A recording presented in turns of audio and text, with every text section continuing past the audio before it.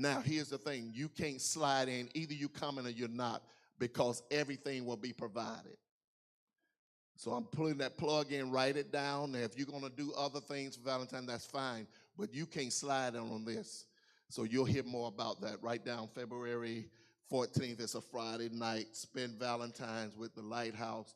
And this is not just for married people. They said dating couples can come. And now, sponsor for the Lighthouse. We're not bringing people all out from outside, but you that are part of this ministry, you're invited. Now, we're going to do better even next year with staying with our commitments. We got to commit. We suffer sometime and spend money and lose people from discouragement because people prepare and then you don't show up. Come on. Some of y'all need to necessarily end not being able to commit. End that. Stop that. Come on, say necessary endings. Okay, I'm back.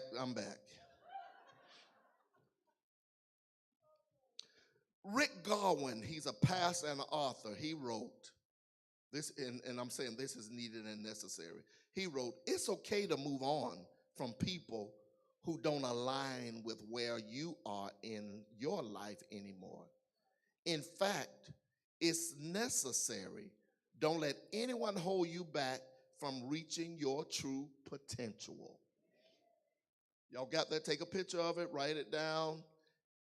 It's okay to move on from people who don't align with where you are. And remember, I said this doesn't mean you don't love anybody. This doesn't mean you stop loving and stop caring and stop wishing the best. But when we look at this, the way time is moving, the way seasons are changing, the way it looked like January 1st, 2024 came in, and now we're at the end of the year, there is a urgency. There is a urgency. There is a urgency for us to align our life with the will and plan of God. Am I saying anything? I can't worry about who's slipping and sliding and who's faking and shaking and who's hiding and dipping and jumping from one bed to the next and one partner to the next, and who's think you lying and fooling us. We can see through you. I can't worry about that. Do you realize, you know what? I'm praying for everybody. I love everybody. But when I look at what God has called me to do, number one, take care of myself. Number two, take care of my family. Number three, take care of God's church. I don't have time to be peeping in your window. I don't have time to be whispering and saying, wonder what Dr. Crane doing when she leave church. Wonder what Dora them doing while they out. And wonder what Earl is doing back there while Peggy out of town. And wonder what Sister Kwana doing. And wonder. If I have time to do that, I don't have a life. Necessary endings. I need, if that's what I'm doing, I'm not doing that. But if that's what I was doing, I need to end that and get a life.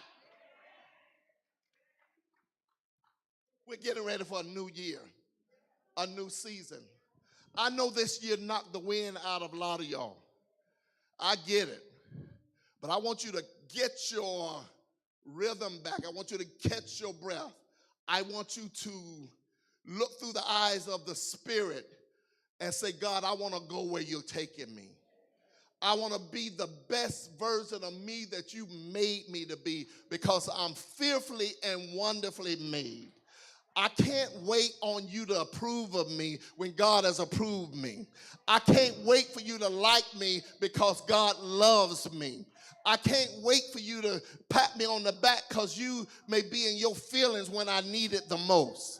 I can't wait for you to show up because you may not show up, but I got to show up. And if God shows up and I show up, I'm not worried. I can have church by myself. And if God shows up when I need him, then I owe him my life. Come on, somebody. And so I'm working on necessary endings.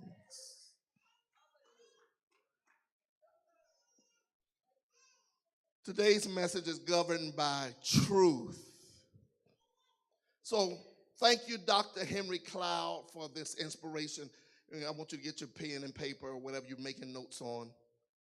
And today I will use highlights from his book to continue to give you some guide to embracing the power of endings as a vital part of spiritual, personal, and professional growth.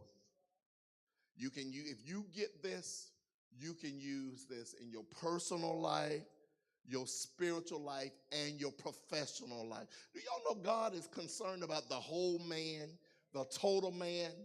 Some of y'all are so spiritually minded, you're not no earthly good. Ooh, I can't wait to get church, because when I get to church, God's gonna drop $1 million on me. No, God can give you $1 million ideas.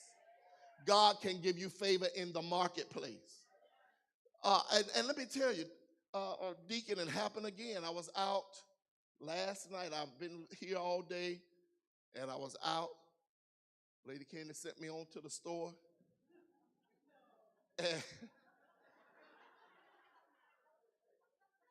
And when I got home, I know she probably saying, what happened? Everywhere I go, somebody was stopping me. When the favor of God follows you, you got to get used to it. Come on. Some of y'all favor is on your life, but you look sad. You haven't ended looking sad. You haven't ended your outlook on life. One lady stopped me and she said, I had on all army fatigue. And she said, where you get your boots? I said, I don't know. I just put on. She said, I want to dress my husband just like you. And then, wait now. And then you got to know too when you're being hit on. Come on, somebody. Some of y'all would have been so flattered. Who, me? No. Then two brothers stopped and said, I had on a John 3:16 jacket. Now, you can't act a fool wearing spiritual gear.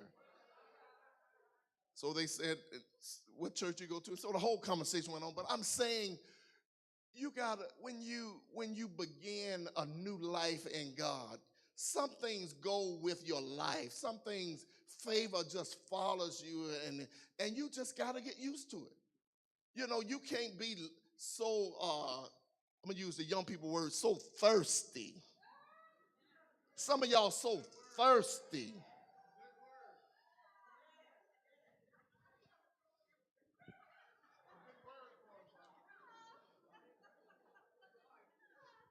Elijah, what does thirsty mean? Because we need the young people, the older people need to know. Like, You know. oh, I mean, like, you like long for it, like you need it. You long for it and you need it. He cleaned it up real good. I'm gonna leave it right there for the sake of time. He got real.